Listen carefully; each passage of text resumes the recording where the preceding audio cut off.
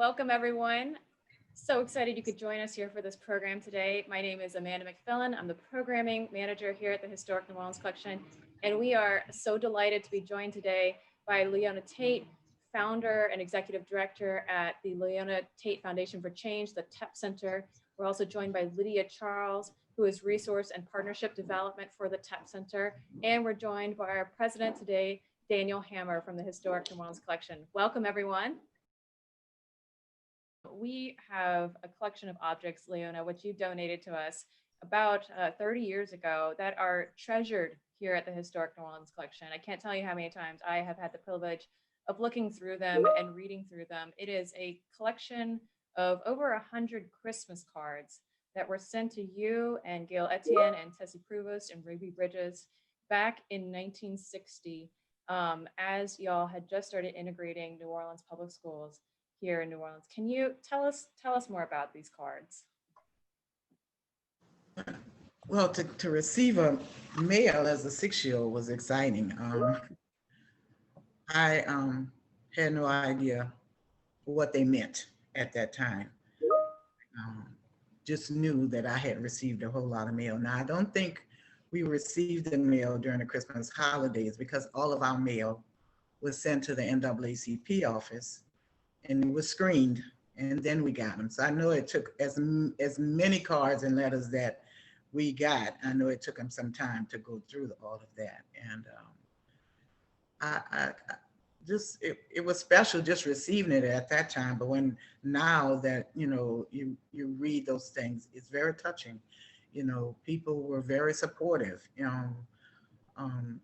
I am just sorry today that I didn't get to know some of those people that sent those letters and those cards, and just wishing that we were okay, and just the spirit at that time was just wonderful. You wouldn't believe that so many people felt that way in 1960.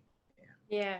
So who organized? So this was a Christmas card letter writing campaign that was organized for y'all because people all over the country were seeing newsreel footage of y'all and the protesting that y'all were facing as y'all were just trying to go to school every day. So who organized this letter writing campaign?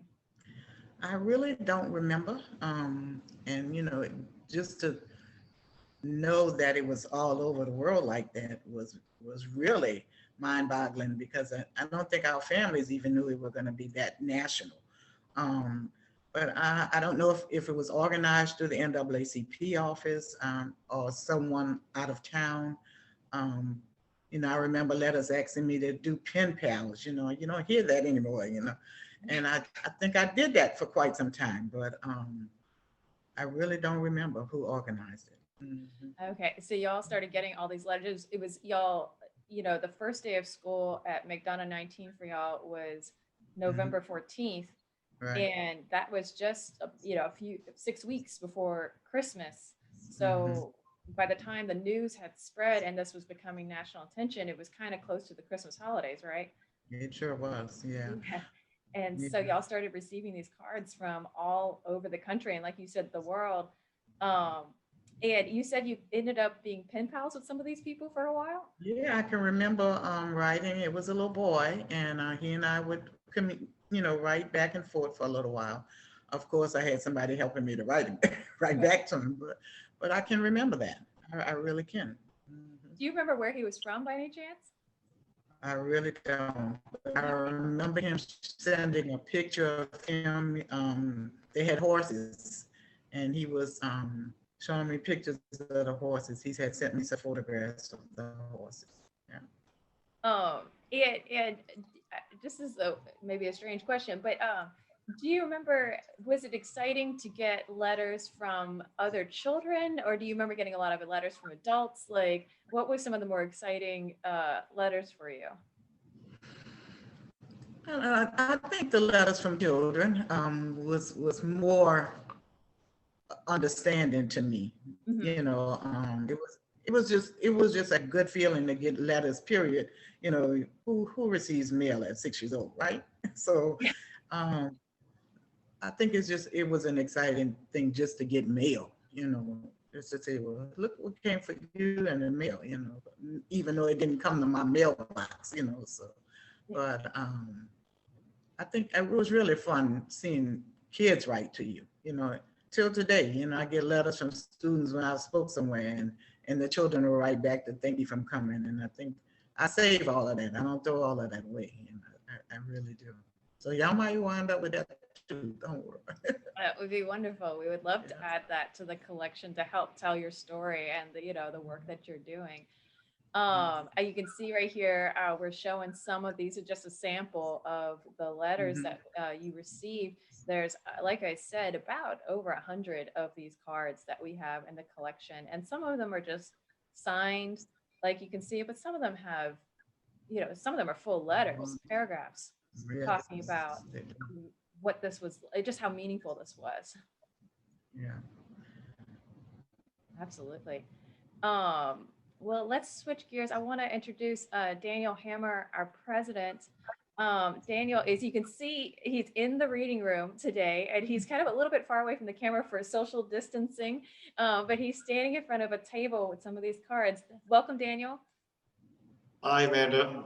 I hope everybody can see what I have in front of me here on the table, but these are the cards, or some of the cards that are rotating, rotating through the slideshow as Ms. Leona was talking. And as you can see, we have them on these white papers, and next to me here, I also have this frame. And these are typical archival supplies for the purpose of storing documents. So paper document, really a quite fragile thing, and is subject to degradation over time. These types of supplies, they help us preserve these materials. Hi, I'm Lydia Charles, and I work with Leona. So I don't mean to step on her. But one of the things that is wonderful in our partnership is some of the frustration with older buildings are things like Wi-Fi in terms of preservation. And so these buildings were made to be able to protect the question. artifacts, So papers, what I can do books. is hold it just much closer. So Somebody else's mic is going. Anyway, so you all might be aware that the school that Leona, Tessie, and Gail integrated on November 14th, 1960, McDonough 19 in the lower ninth, has been completely rehabilitated. We're in the process of doing that, but it's going to reopen in spring of 2021 as the Tate Etienne Prevost Interpretive Center. And that's going to be an exciting project and building. We hope that you come to visit. You can look at our website, tepcenter.org. But these types of partnerships, and our partnership with Historic New Orleans Collection is essential for the legacy of Leona, for the legacy of civil rights in New Orleans, and as our partner. If you all are aware of archives, they have a certain temperature that the papers have to be kept at, as Daniel was saying, in order to keep them safe and minimal damage. I was looking at the acid-free box that he was showing. That costs money. And the archive, the Historic New Orleans Collection, that's where your membership money goes to. And our membership money helps to work with our programs together. So when the building opens in spring of 2021, the photographs that are behind Leona, the historic elements that are part of the exhibition, that's in partnership with the Historic New Orleans Collection.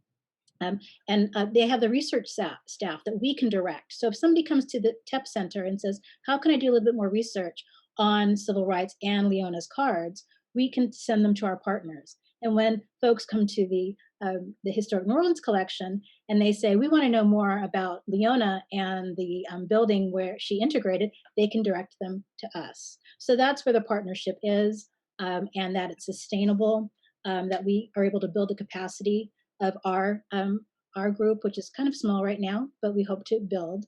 But it helps us bring the story better to you all and have that conversation go on, because this is a New Orleans story. It's a building story, it's a historic story, and it's also about museums and collections and archival and making sure that future generations know both the story, but also can see the materials that inform that story too. So we are thrilled with this partnership, and looking forward to moving forward with our programming and making it more substantial, more robust based on the artifacts that you all have. And that we can also comment on what artifacts are collected through that agency, through the archive. It really is. I mean, it's such an honor for us to be able to house material like this and to preserve it and care for it, and to be able to see it being used to fulfill a mission like y'all's is like such an, it's like I said, an honor, and we love that we are able to work with you so synergistically. So it's just wonderful. And it's Lydia, as you mentioned, not only are you going to be doing programs, but we, as both of our institutions, are going to be doing programming together over the next coming year to celebrate this collaboration that we have with y'all. Yeah. Oh, so as I mentioned, our website, I'm going to do another plug, tepcenter.org. But that's where events in our collaborative efforts will be listed on our website, but also Historic New Orleans Collection website. Absolutely. Well, Daniel, it looks like we have you back. How are you?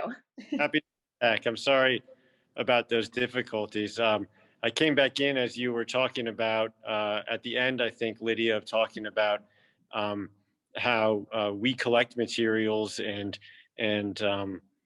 those materials can be made available for you all to pursue your mission. And as you pursue your mission, of course, we end up being able to achieve, I think, really our ultimate purpose, which is the use of these materials that we invest in collecting by the people in the world who have the stories to tell with these materials. And so for me, it's extremely exciting to see your organization and Leona herself turning the collections of our institution into this kind of living document of history as only it can be told by Leona and by the people working with her to bring this story to the surface of our community. And so it's very exciting and important.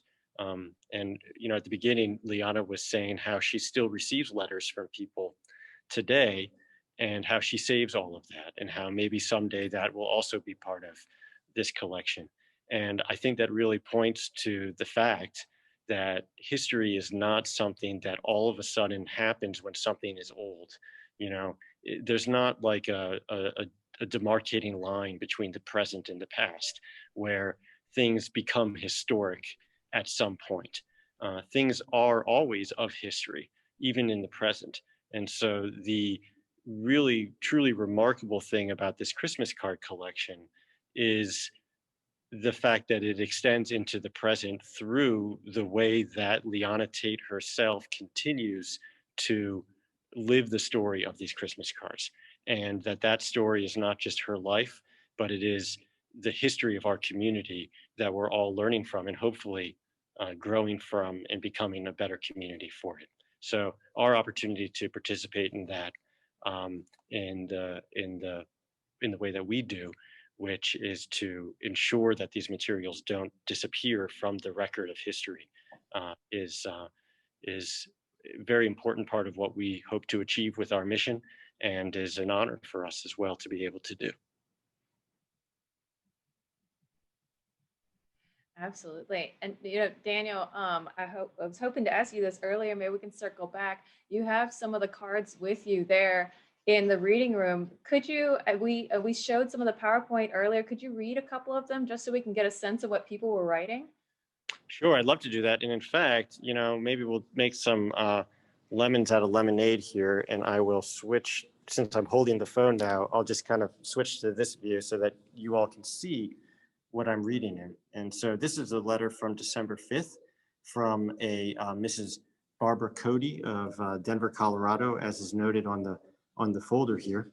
And she writes, "Dear Leona, I hope when you look back on this traumatic experience several years from now, that you will be fortunate enough to have wise counsel on why and how these tragic experiences came about." And so I think that that's interesting, just in the context of the discussion we were just having. Here's another letter.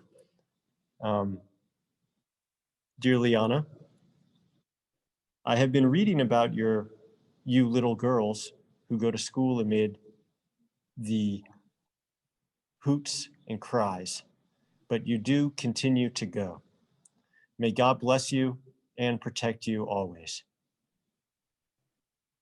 I think that's a beautiful acknowledgement of the bravery of Liana and Tessie Prevost and Gail Etienne and Ruby Bridges. It's kind of hard for us, or for me at least, to think of 6-year-olds being so brave, but of course they are. And here's a snowman. It's a cute one. That's so sweet. I know. This snowman wearing a bright red hat says Merry Christmas and all of that. And the writer, who is Donald Almy of Princeton, New Jersey, writes, to you and your families. Oops. The Donald Almys, Don, Louise, Grinnell, and Marcia. So I think, Liana said earlier that, excuse me.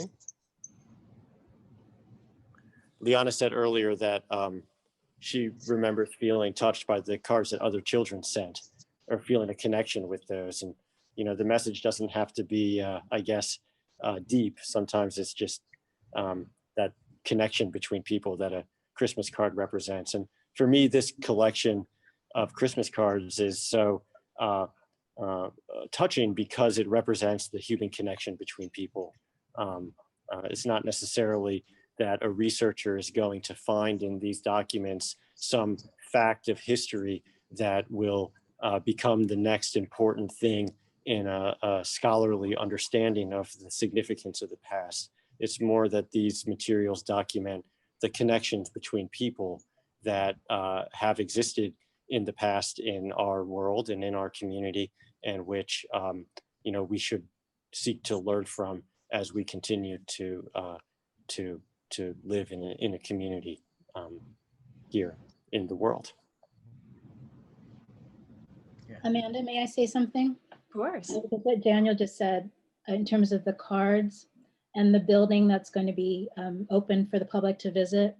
As we're here sitting online in Zoom, we have the opportunity here to have some grounded history. I'm a historian by training, and I think about future historians cataloging what we're doing now. And it's all digitized, and it's overwhelming just thinking about it. But we're able to really kind of sit with these histories with cards. I mean, it takes time to write a card, to put a stamp on it, to take it to the post office. It's not just picking up your phone and, typing something quickly. These are part of the stories too that are being told at the archive and at the TEP Center. It's not just necessarily about information, but as Daniel said, it's that human connection. It's the tangibility of both space and of artifacts. And this again is why our partnership is so critical and so wonderful. Yeah, really well said, Lydia. Thank you.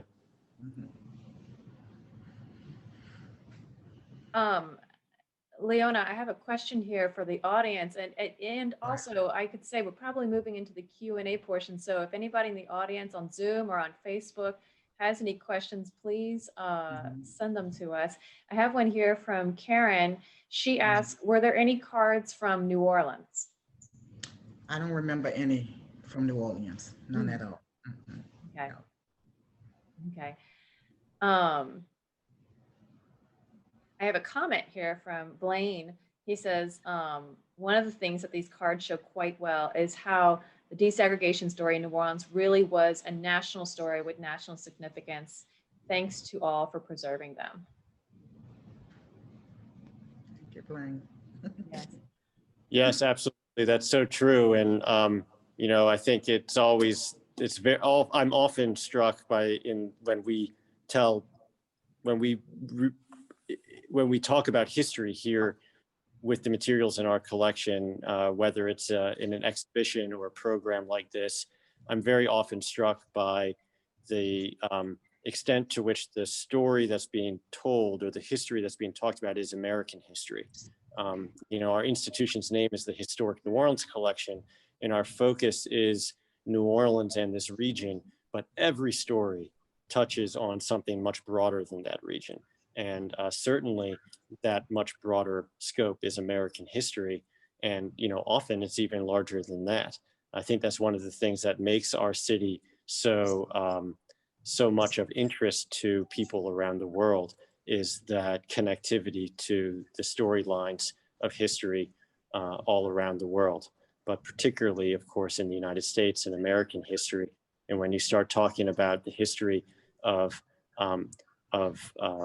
race in the United States and of racism in the United States, certainly that's an American history that is represented through stories that took place here in New Orleans.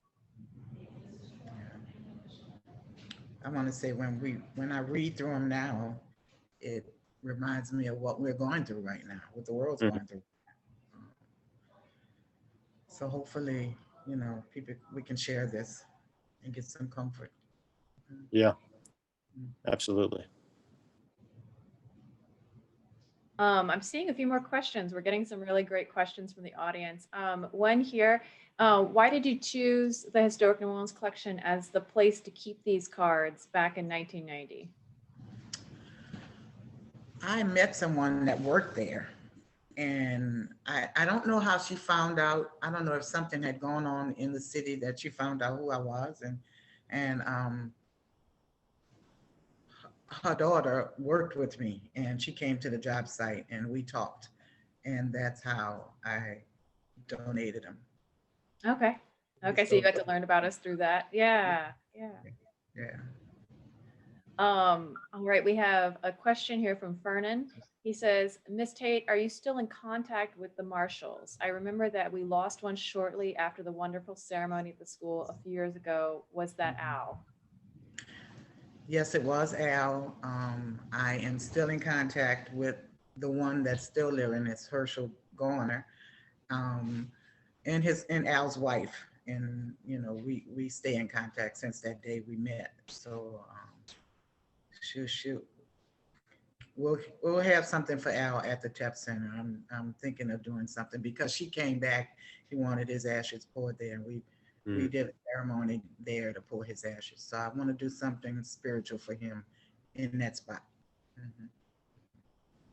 I mean, that's really beautiful that he wanted his ashes to be there at this site that was clearly so significant to him as well in the course of his life. I'm getting another question here. It's, did people send cards from other countries? Do you remember any from other countries? Yeah, I know we got one from Eleanor Roosevelt, and we did. I do remember a couple foreign countries. I'm not remembering which country, but I do remember we did get some from far away. We did. That's wonderful. All right. Let's see. Well, it looks like we're coming up on the half-hour mark. Are there any other things that y'all would like to say about this remarkable collection? Any thoughts you'd like to share at the end?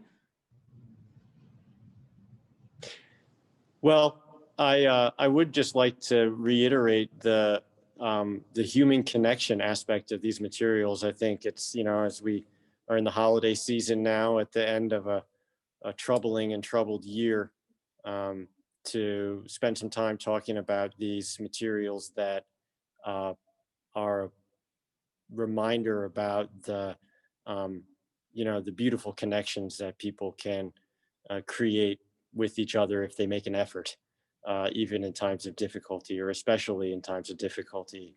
It's a really, for me, it's just a important thing to think about, spend time thinking about. Makes me feel very optimistic and hopeful about what's possible in the future.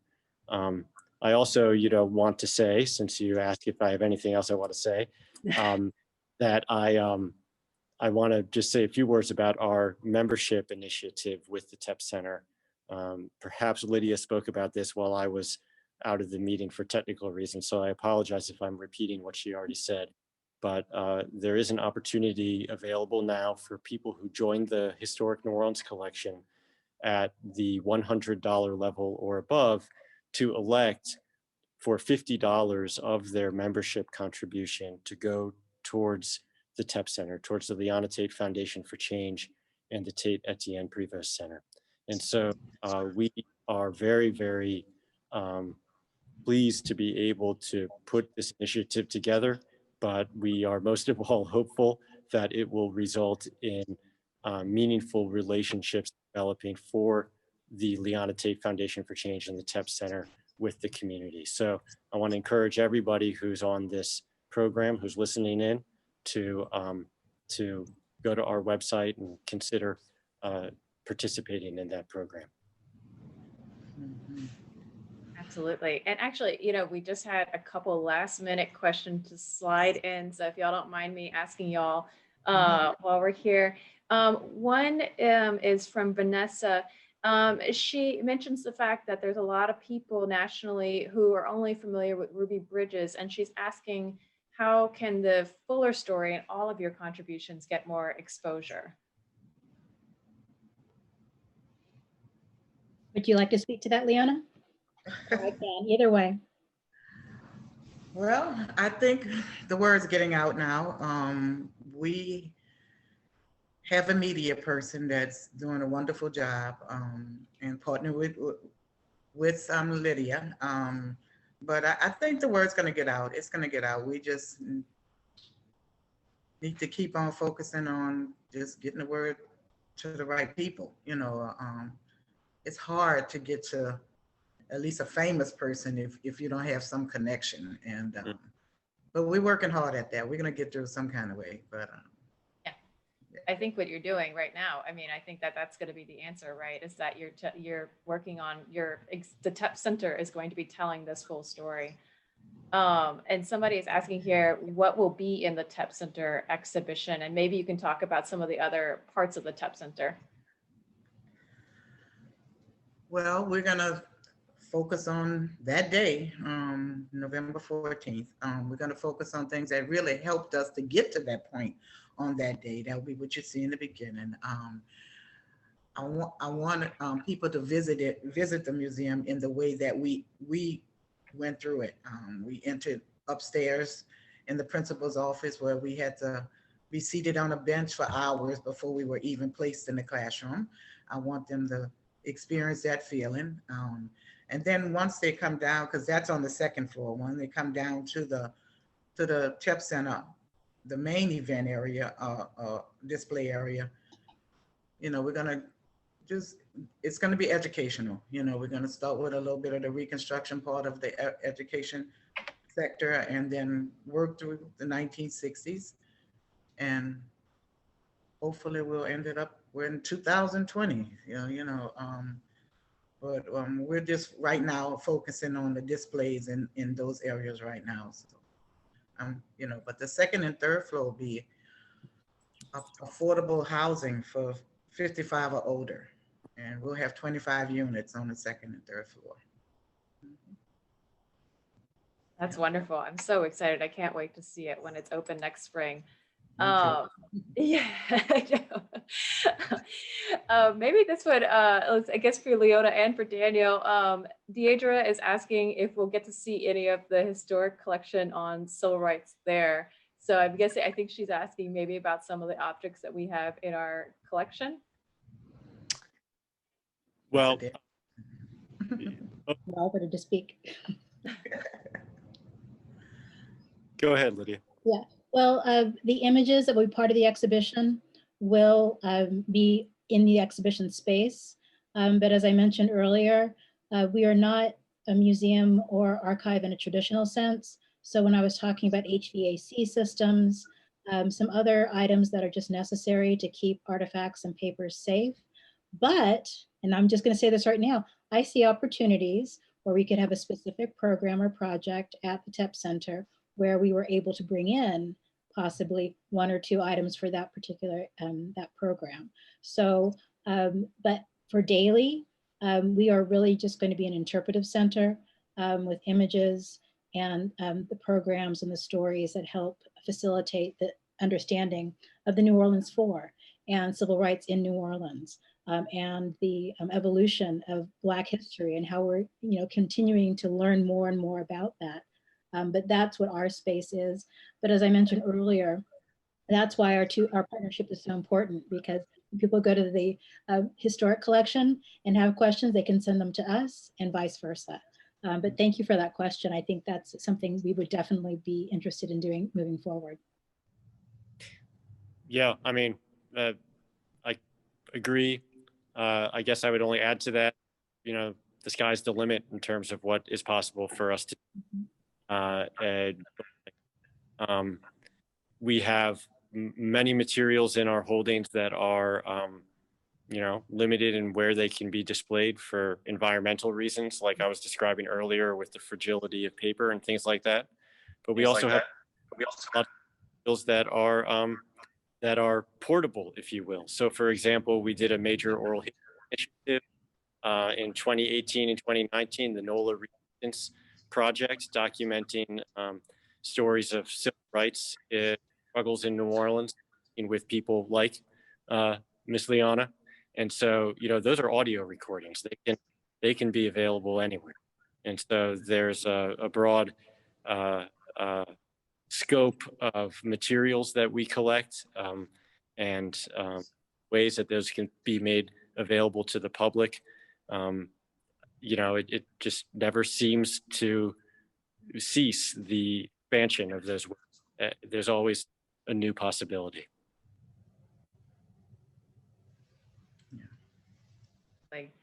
We have a couple more questions here. People, I mean, now everybody is chiming in. They want to know what y'all are doing. So another one from Fernan: is there an auditorium or venue for lectures that people can come to, or is there going to be online presentations? What are y'all planning for programming in the new space? I always leave that part out, but we will have event space.